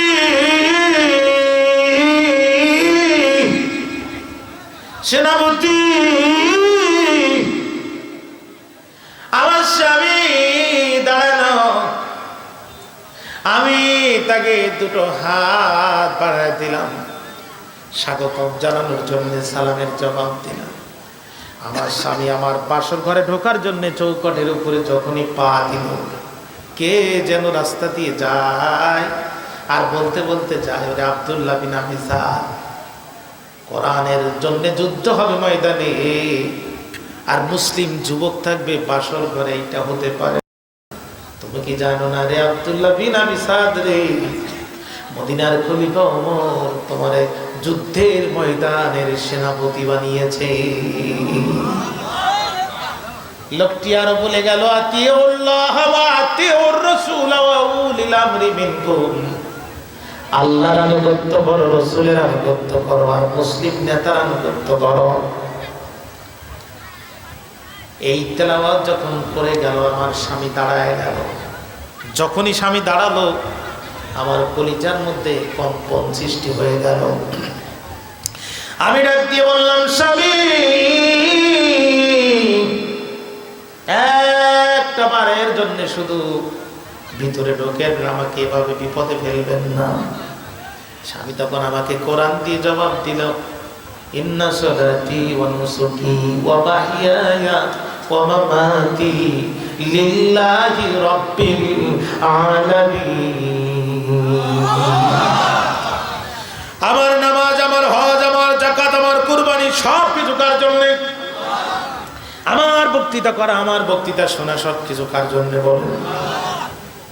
আমি বুঝতে পারলাম স্বামী আমার বাসর ঘরে আসবে না, আমার বাসর ঘরে স্বামী কপালে হবে না। আমি শেষবারের মতো মিনতি করলাম, স্বামী আমার, শুধু একবার আপনার চেহারার দিকে তাকাবো, চোখের ক্যামেরা দিয়ে ছবি তুলবো আর মনের মেমোরি কার্ডে সেভ করে রাখবো, কিয়ামতের দিন যাতে আমি আপনাকে একটু চিনে নিতে পারি। স্বামী আমার জবাব দিল, বিবি রে, যে কোরআনকে প্রতিষ্ঠিত করার জন্য আমি বাসর সজ্জা ত্যাগ করে চললাম, কথা দিয়ে গেলাম রে বিবি, আল্লাহ রাব্বুল আলামিন তোর আর আমার বাসর জান্নাতের মধ্যে নিজে হাতে তৈরি করে দেবে। বিবি রে, চরিত্র নিয়ে যদি মরতে পারো, কথা দিয়ে গেলাম রে বিবি, আল্লাহ রাব্বুল আলামিন তোকে আর আমাকে নিজেই পরিচয় করে দেবে। এই বলে স্বামী আমার বাসর ঘরে ফিরে যুদ্ধের ময়দানে চলে গেল। জুই চামেলি হাসতায় না, ফুলগুলো শুকায় গেল, আর আমি নববধূ কাঁদতে লাগলাম। ওমর কয়, এর মধ্যে তুই গান কেন গাইলি? কয়, বলতেছি দেরি করো। কিছুদিন পরে আমাকে কে যেন এসে বলে, না না না না না না না রে, তোর কপাল তো মন্দ না রে, তোর কপাল ভালো, তোর স্বামী যুদ্ধের ময়দানে নেতৃত্ব দিয়ে বিজয় অর্জন করে মদিনার মাটিতে পা রেখেছে। আমি বাসর ঘরের ফুলগুলো আবার তৈরি করলাম। ও সেনাপতি ওমর, বাসর ঘরের ফুল শুকনা হতে পারে, আমি নববধূর মন তো আর শুকনা না।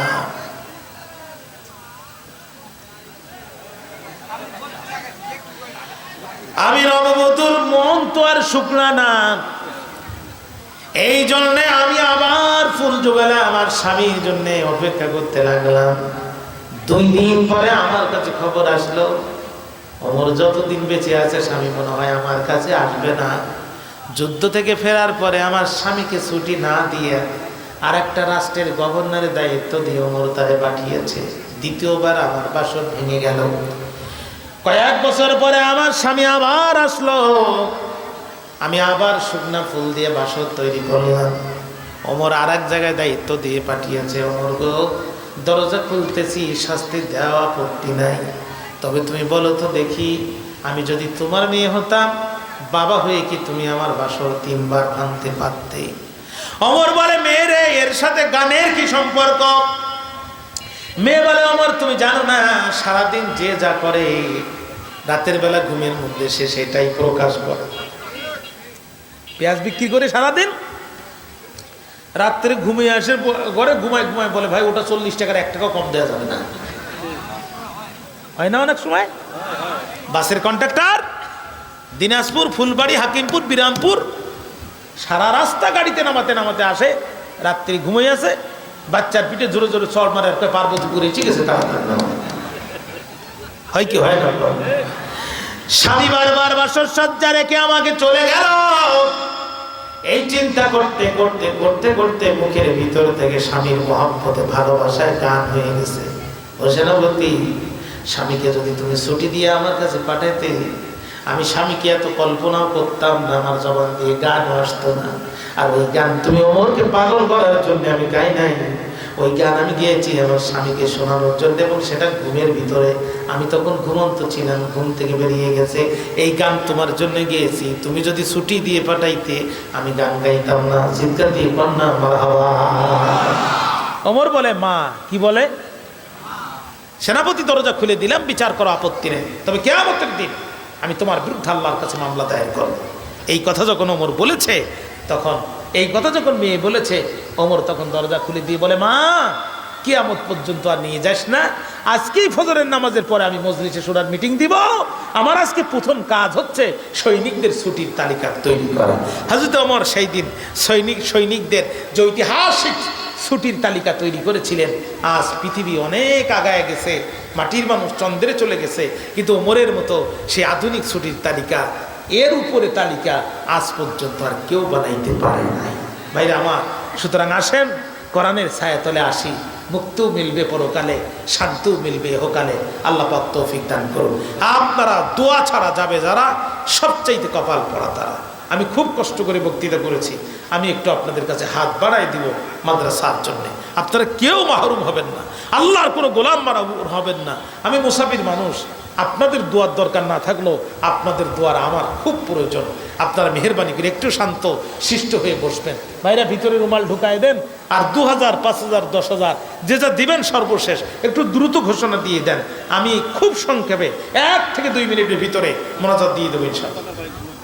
হ্যাঁ, 500 টাকা একটু কয়েকজন যদি দিতে পারেন, 10 জন মানুষ 500 করে টাকা, একটু মেহেরবানি করে নগদ অথবা বাকিতে মেহেরবানি করে একটু হাত উঁচু করেন। বাইরে একদম সময় নেওয়া যাবে না। আপনারা আল্লাহ মঞ্জুর না করলে, আমি মিশরে কারুনের যে সম্পদ ছিল বুহাইরাতুল কারুন বলে, এখানে আমি দাঁড়ায় দেখেছি চোখ যতদূর যায়, চোখ যতদূর যায় ততদূর কারুনের সম্পদের এরিয়া আল্লাহ মাটির ভিতরে গেড়ে দিয়েছে। কারুনও দেয় নাই, আল্লাহ কবুল করেন। সুতরাং আপনার সম্পদ থাকলেই আপনি দিতে পারবেন না যদি আল্লাহ কবুল না করে। কি দর্জি 1000?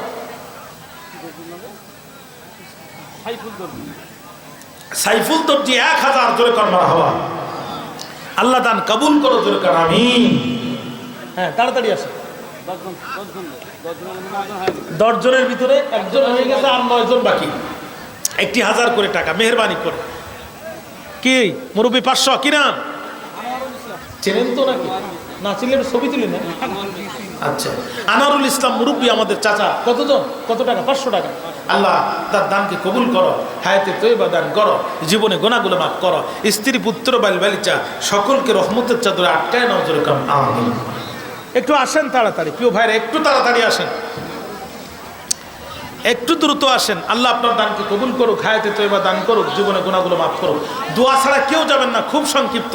ভিতরে ই দিয়েছেন,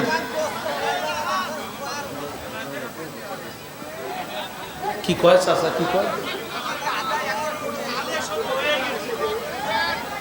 কালেকশন হয়ে গেছে ভাই, কালেকশন ভালো হয় নাই। ওনারা আমাকে বললো হুজুর কালেকশন ভালো হয় নাই, আপনি একটু মেহেরবানি করে আহ্বান জানান। হ্যাঁ, রুমাল পাঠাই দেন, রুমাল দিয়ে দেন, রুমাল দিয়ে দেন। হ্যাঁ, রুমাল। আপনারা বাইরে একটু ধৈর্যের পরিচয় দেন। আপনারা এতক্ষণ কষ্ট করে থাকলেন রাত 1:30 পর্যন্ত, একটু ধৈর্যের পরিচয় দেন। আল্লাহ পাক কবুল করুক, জোরে কর আমিন। একটু মেহেরবানি করে। 2 জন হয়েছে আর 8 জন লোক বাকি আছে, 500 করে টাকা একটু দিতে পারবেন না বাবা? একটু হাত উঁচু করেন, একটু মনটা নরম করেন। আল কোরআনু শাফিউন মুশাফফা, কোরআনকে আল্লাহ তাআলা শাফায়াত করার পারমিশন দেবে কিয়ামতের দিন। কোরআন আমাদেরকে সাফায়াত করবে, একটু মেহেরবানি করে। গেছে রুমালালা গেছে, দ্রুত দ্রুত দ্রুত।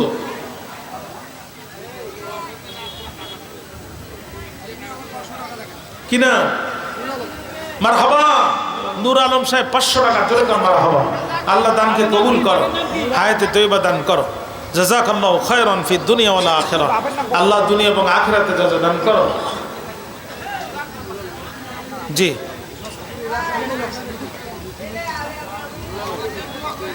নূর আলম সামিদুল হক সামিদুল হক কত? 500 টাকা। আল্লাহ দান কবুল করো, হায়াতে তৈবা দান করো, জীবনে গুনাহ মাফ করো, জোরে করো আমিন। ভাইরা একটু 1 মিনিট সময় দেন। হ্যাঁ দোয়া করে দেব, আর হবে না ভাই। আল্লাহুম্মা আমিন।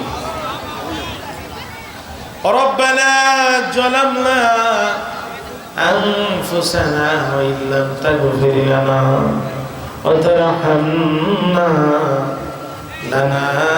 লানাকুনান্না মিনাল খাসিরিন। মৃত্যু দাতা দাদির নামে 5 বস্তা সিমেন্ট, আতিয়ার রহমান। ربنا لا تزغ قلوبنا بعد إذ هديتنا وهب لنا من لدنك رحمة إنك أنت الوهاب رب ارحمهما كما ربياني صغيرا رب ارحمهما كما ربياني صغيرا বনাইশা গরে মাওলা ডুবিয়া রইলাম তোমার দুয়ার পানে চাহিয়া তুমি যদি মাফ না করো বান্দারে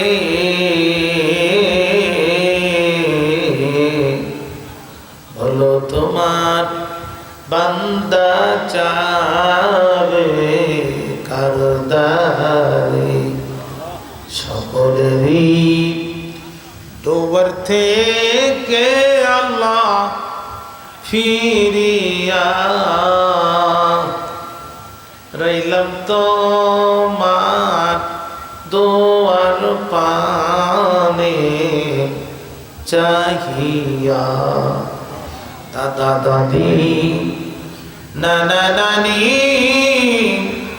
চারজনে আব্বা আম্মা বিবি বাচ্চা সন্তানে যত মুমিন মুসলমান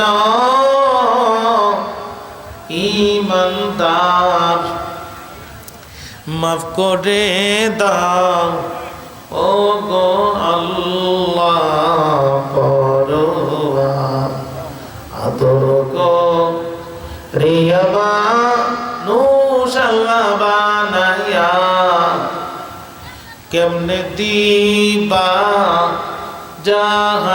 জাহান্নামে ফেলিয়া দাদা দাদি সকলে তো কবরে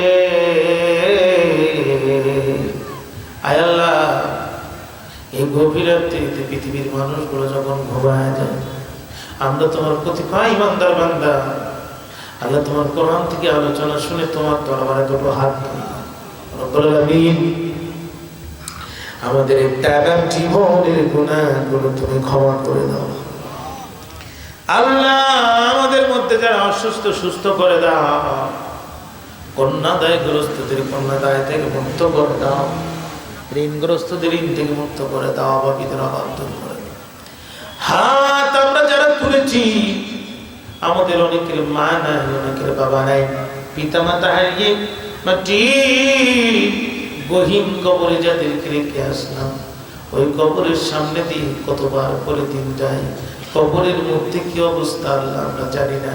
রব্বে কারীম, তোমার দরবারে ফরিয়াদ করি, আমাদের পিতামাতা অন্ধকার কবরকে তুমি জান্নাতুল ফেরদাউস বানায় দাও। রব্বি রহমহুমা কামা রব্বায়ানি সগীরা, রব্বি রহমহুমা কামা রব্বায়ানি সগীরা। আল্লাহ, আমাদের অসুস্থ পিতামাতাকে তুমি সুস্থ করে দাও। আল্লাহ, এই মাদ্রাসাটা শুরু থেকে পর্যন্ত যত মানুষ পরিশ্রম করেছে তাদের অনেকেই মাটির গহীন কবরে চলে গেছে। আল্লাহ, তাদের কবরকে জান্নাতুল ফেরদাউস বানায় দাও। আল্লাহ, এই প্রতিষ্ঠানটা কিয়ামত পর্যন্ত কবুল করে নাও। আল্লাহ, এই মাদ্রাসার খাদেম হাজী সাহেব রব্বুল আলামিন অনেক কষ্ট করেন। আল্লাহ মেহেরবানি করে তার হায়াতের মধ্যে বরকত দান করো। আল্লাহ, মাদ্রাসার শিক্ষক বহুত দিন ধরে আমার সাথে পরিচিত, রব্বুল আলামিন তার উপরে খাস রহমত নাজিল করো। আল্লাহ, যারা আসলেন, বসলেন, আলোচনা শুনলেন, টাকা পয়সা দিলেন, স্টেজ প্যান্ডেল, মাইক এবং রান্নাবাড়া যারা করলো, প্রত্যেকের প্রত্যেক প্রকার খেদমতকে কবুল করে দাও। আল্লাহ, এলাকার ফসলাদিগুলো বৃদ্ধি করে দাও। এলাকায় যারা ব্যবসা করে ব্যবসা বরকত দাও। আল্লাহ, এলাকায় যারা চাকরি করে শরীরকে সুস্থ রেখে দাও। আল্লাহ, এই মাদ্রাসাটাকে এলাকার মার্কাজ, হেদায়েতের মার্কাজ বানায় দাও। রব্বুল আলামিন, জানি না কোন দিন, কখন, কোথায়, কিভাবে মারা যাব, মরতে যখন হবে শাহাদাতের মৃত্যু নসিব করে দিও, আর জবানে জারি করে দিও মধুর কালেমা লা ইলাহা ইল্লাল্লাহু মুহাম্মাদুর রাসূলুল্লাহ সাল্লাল্লাহু আলাইহি ওয়াসাল্লাম।